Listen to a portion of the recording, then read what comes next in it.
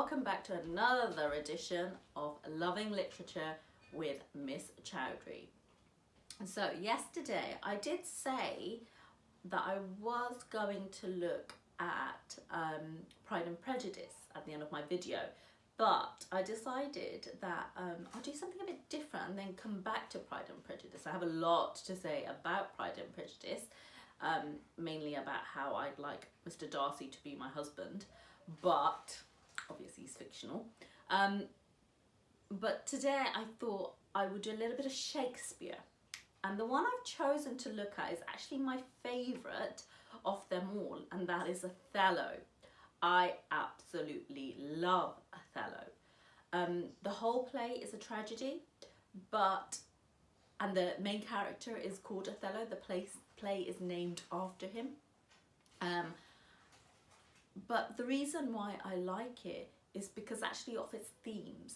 It is very heavily based on deception and lies and jealousy, and that really is intriguing. There is a real struggle of power. The other character, Iago, is so deceptive. He is truly evil, in my opinion. Please read the play and let me know what you think. Before I go through anything or read an extract of it today, though, I'd like to start off with a very, very, very famous quote from the play. And many of you may actually find, when I read this one out, that you actually know it. It is one of Shakespeare's most famous quotes, and also actually quite a common phrase now. So it shows to you that Shakespeare is still very relevant in our modern times. So the quote is, "Oh, beware, my lord, of jealousy. It is the green-eyed monster which doth mock the meat it feeds on." And I love that one. Jealousy, the green-eyed monster. That there is no, just the power in that. There's no way that I can put this in any other words. In the context in which it's said in the play, though, it makes it even more dramatic. You have got Iago, who is deceiving Othello, saying it. The first line itself, "Oh, where, my lord, of jealousy."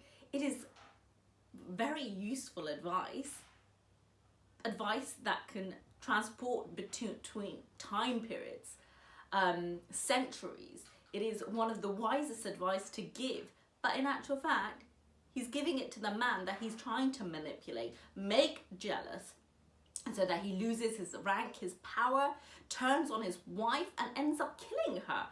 Therefore, the way he says it, how ironic, and just how manipulative. I love the green-eyed monster there, the metaphor that he uses. And it's just very, very clever. I'd like you, I don't want to say much more on it, because I would like you, my audience, to go out there, do a little bit of research on that. What's your interpretation of it? How do you see it? How do you see it in relation to Othello? How do you see it in relation to Iago? So it's key that you go out there and you have a little look. Now today you'll notice I'm using my phone because I don't have a hard copy of the play. I do somewhere, but I just couldn't locate it. It is in my house somewhere. So I've had to use my phone to read the extract out today. So I will move on to reading. Now it's a bit funny because with a play you kind of need another few characters or people to help you, but this video is on my own today. Therefore I'm going to have to read out quite a few of the parts myself. Okay, right, so I'm going to read, and I've got a cup of tea today, so you might see me sipping on my tea every now and again. So today I'm going to read scene 3. I'm going to go slightly part way through scene 3. So I'm going to start off with Amelia, who is Iago's wife, and she says, "Madam, here comes my lord." We then get Cassio, "Madam, I'll take leave now." Desdemona, "Why stay and hear me speak?" Cassio, "Madam, not now. I'm very ill at ease, unfit for mine own purpose." Desdemona, "Well, do your discretion." Exit Cassio, enter Othello and Iago. Iago, "Ha, I like not that. I'm going to stop there. If you've got a copy of your own, or you want to look this up, please do. And look at that line. Ha, I like that not. That first sort of doubt into Othello's mind. Cassio, he's sort of implying that Cassio's running away. Away from Desdemona, away from them, guilty conscience. And, you know, why? And that seed is implemented into Othello's mind. Othello, what dost thou say? Nothing, my lord, or if I know not what. Was that not Cassio parted from my wife? Iago then says, Cassio, my lord. No, sure, I cannot think that would he steal away so guilty-like, seeing you coming. Look at that bit there. He is putting that down. Steal away so guilty-like. He's putting the idea in that Cassio has something to hide. Cassio is up to something. Straight away, that puts that doubt into Othello. He's so manipulative, so cunning in this scene. Othello then says, I do believe that was Desdemona. How now, my lord? I have been talking with a suitor here, a man that languishes in your displeasure. Who's it you mean? Why, your Lieutenant Cassio. Good, my lord. If I have any grace or power to move you, his present reconciliation take. For if he be not one that truly loves you, that errs in ignorance and not in cunning, I have no judgment in an honest face. I prithee call him back. Desdemona here unknowingly is actually making her life a lot more difficult and feeding that jealousy into Othello. She protects Cassio. She tries to plead on Cassio's behalf. Othello isn't going to like this. He is bitterly going to become very, very jealous of the relationship between Cassio and his wife. He is going to believe that Cassio has wooed his wife, that his wife is engaging in adultery with him. This is not going to go well for Desdemona, but poor Desdemona does not know this. This is Iago. Iago plants the doubt in Othello. Keep referring to Macbeth. That's because obviously I teach a lot of Macbeth, so ignore and apologise if I keep doing that. Othello, went he hence now? I, sooth, so humbled that he left part of his grief with me to suffer with him. Good love, call him back. And look at how she addresses him though, good love. But again, she's sort of pleading for him to come back. Bring Cassio back. Oh no, this is not going to bode well for her. Not now, my sweet Desdemona, some other time. But shan't it be shortly? The sooner, sweet, for you. No, not, shan't it be tonight at supper? No, not tonight. Tomorrow then, dinner then. I shall not dine at home. I meet the captains at the citadel. Why then, tomorrow night, or Tuesday morn, or Tuesday noon, or night, or Wednesday morn, I prithee name the time, but let it not exceed 3 days. In faith he's penitent, and yet his trespass in our common reason, save that they say the walls must make examples out of their best, is not almost a fault. To incur a private check, when shall he come? Tell me, Othello, I wonder in my soul what you would ask me, that I should deny, or stand so mammering on. What, Michael Cassio, that come a-wooing with you, and so many a time, when I spoke of your dispraisingly, hath taken your part, to have so much to do, to bring him in. Trust me, I could do much. Oh, Desdemona. At this point, I think, what are you doing? Obviously, she doesn't know what's about to unfold, but she pleads with him, tells him to bring Cassio back, set the date, set the time, put Cassio out of his misery. She then speaks about when she spoke of Othello praisingly. Oh no. So when Othello was trying to woo her, there was moments where she didn't speak of him very fondly. But each time Cassio persuaded her, took Othello's side. Something that when you are bitterly jealous, you don't want to hear. And in this case, this is just another way of getting into Othello's mind. Prithee no more, let him come when he will, I would deny thee nothing. Desdemona. Why, this is not a boon, 'tis as I should entreat you wear your gloves, or feed on nourishing dishes, or keep you warm, or sue you to do a particular profit, to your own person nigh, when I have suit, wherein I mean to touch your love indeed. It shall be full of poison, difficult weight, and fearful to be granted.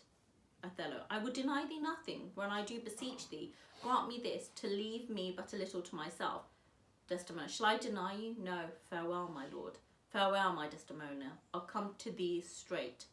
Emilia, come. Be as your fancies teach you. Whatever you be, I am obedient. Othello then says, excellent wretch, perdition catch my soul, but I do love thee, and when I love thee not, chaos is come again. Iago.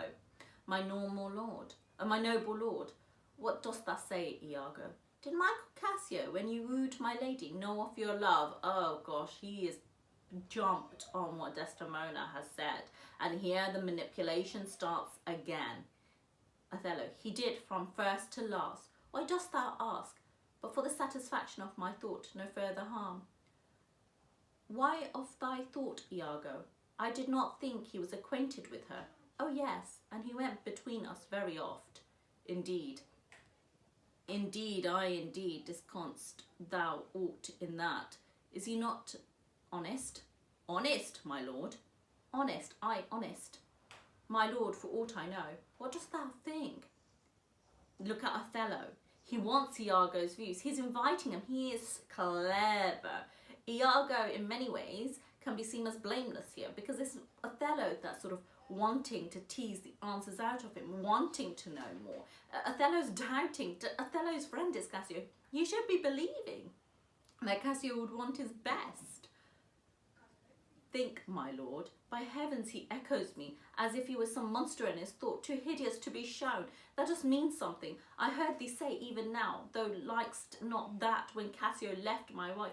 What didst thou not like? And when I told thee he was my counsel in my whole course of wooing, thou Christ indeed, and didst contract and pursue thy brow together, and if thou then hadst shut up in my brain some horrible conceit, if thou dost love me, show me thy thought. And that's where I'm actually going to stop. There's a lot more, and Iago really starts sort of feeding Othello. So,